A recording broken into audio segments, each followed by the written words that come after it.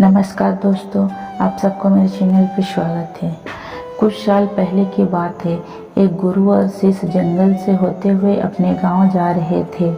चलते चलते अंधेरा काफ़ी हो चुका था।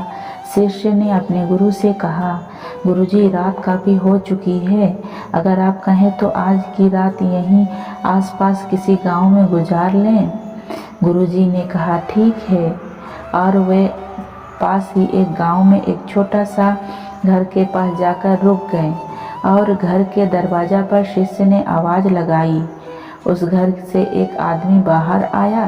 तब गुरुजी ने बोला, हम अपने गांव जा रहे थे, लेकिन काफ़ी रात होने के वजह से इनसे इस गांव में रुकने की सोचा है। क्या आप आज रात आपके यहाँ रुक सकते हैं?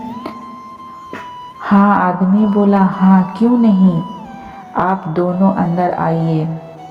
अब जैसे ही गुरुजी अंदर आए, उन्हें देखा कि उस आदमी के घर में बहुत ज़्यादा गरीबी थी। गुरुजी ने उस आदमी से पूछा कि आप काम क्या करते हैं? वह आदमी बोला कि मेरे पास बहुत सारे ज़मीन है। तो गुरुजी ने कहा, अगर तुम्हारे पास बहुत सारे ज़मीन है तो इस तरह से क्यों रह रहे हो? वह आदमी बोला, ज़मीन किसी काम की नहीं है। गांव वाले बोलते हैं कि यह बंजर ज़मीन है, यहाँ पर कुछ भी नहीं उग जा सकता है और वहाँ पर फसल उगना बहुत बड़ी बेवकूफ़ी है। गुरुजी ने कहा, फिर तुम्हारा गुजारा कैसे होता है?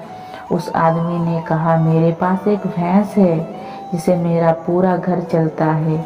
यह सुन के बाद गुरुजी ने सो जाते हैं और रात में जब सब लोग सो रहे थे, तब गुरुजी ने अपने शिष्य को उठाता और उस गरीब आदमी का भैंस लेकर अपने गांव चले जाते। तो शिष्य ने अपने गुरु से पूछा, ये गुरुजी, कहीं आप यह गलत तो नहीं कर रहे हैं? उस गरीब आदमी के रोजी रोटी इसी भैंस के वजह से चलती है। गुरुजी ने कुछ नहीं कहा और अपने शिष्य की तरफ मुस्कुराते हुए आगे बढ़ जाते।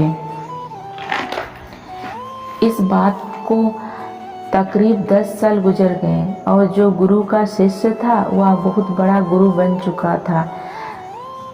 तो एक दिन उसने उस गरीब आदमी का याद आती है कि मेरा गुरु ने उस आदमी के साथ अच्छा नहीं किया। मुझे एक बार चलकर देखना चाहिए कि वह आदमी अब किस परिस्थिति में है।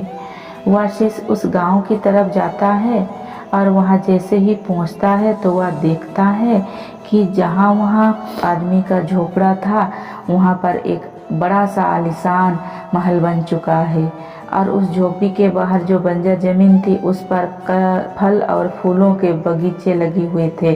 तभी उधर से उस घर का मालिक आता है। शिष्य उस आदमी को पहचान लेता है और उस आदमी को बोलता है, तुमने मुझे पहचाना? मैं अपने गुरुजी के साथ आया था, हम एक रात के लिए आपके यहाँ रुके भी थे। वह आदमी उस पहचान लेता है और महसूस से बोलता है, हाँ कैसे भूल सकता हूँ, उस दिन को आप लोग मेरे तो बिना बताए ही चल गए, पर उसी दिन ना जाने क्या हुआ, जो मेरे भैंस भी वहाँ ना जाने कहाँ चली गई और आज तक नहीं लौटी। कुछ दिन तक तो मुझे समझ ही नहीं आया कि क्या करना चाहिए और क्या ना करें, लेकिन जीने के लिए मुझे कुछ ना कुछ तो करना ही था। तो कुछ दिन मैंने मेहनत मजदूरी शुरू करनी लगी, कुछ पैसा इकट्ठा किया और उस पैसे से मैंने अपना खेती में फसल उगाए। आखिरी में मुझे अपना मेहनत का फल मिल गया और आज मैं इस गांव का सबसे बड़ा सबसे अमीर आदमी बन चुका हूँ। यह बात सुनकर वह शिष्य बोला, लेकिन यह काम तो आप पहले भी कर सकते थे। आदमी बोला, कर सकता था, लेकिन तब मेरी ज़िंदगी बिना मेहनत के लिए भी चल रही थी। मुझे कभी लगा ही नहीं कि मेरे अंदर भी इतना बड़ा कुछ करने का क्षमता है, इसीलिए मैं कोशिश ही नहीं की। लेकिन जब मेरा भैंस चली गई तब मुझे एहसास हुआ कि मेरा दूसरा काम भी कर सकता हूँ। जिससे मैं अच्छा खासा पैसा कमा सकता हूँ, मेरे बच्चों और पत्नी का अच्छा ज़िंदगी भी दे सकता हूँ। इसीलिए मुझे कुछ ना कुछ तो करना ही था। तब मैंने ठान लिया कि अब जो भी करूँगा पूरे मेहनत के साथ करूँगा, अपने दम पर करूँगा। आज इसीलिए मैं मुकाम पर पहुँचा हूँ। यह सुनने के बाद शिष्य आँखों में अपने गुरुजी के लिए आंसू आ गए और उससे अब बात समझ आ गई कि क्या गुरुजी इस आदमी का भैंस चुराए थे। दोस्तों, आप भी सोचिए, कहीं आपके ज़िंदगी में भी कई ऐसा भैंस तो नहीं है जो आपको एक बेहतरीन ज़िंदगी जीने की रोक रही है। उस भैंस ने कहीं आपका बांध कर तो नहीं रखा है।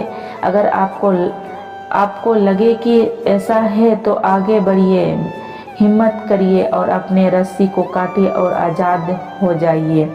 जो आपके पास है उसे खोने का डर मत पालिए, क्योंकि आपके पास खोने के लिए बहुत ही कम चीज़ है।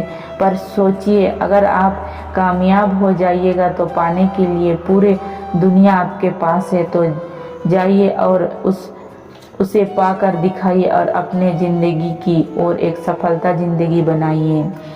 दोस्तों, इस कहानी से हमें यह सीख मिलती है कि हमारे अंदर ऐसा बहुत से टैलेंट छुपी हुई है, लेकिन हमें कहीं ना कोई चीज़ रोक रखती है। और वह चीज़ आपका परिवार वाले भी हो सकते हैं, आपका जॉब भी हो सकता है, मतलब कुछ भी हो सकता है।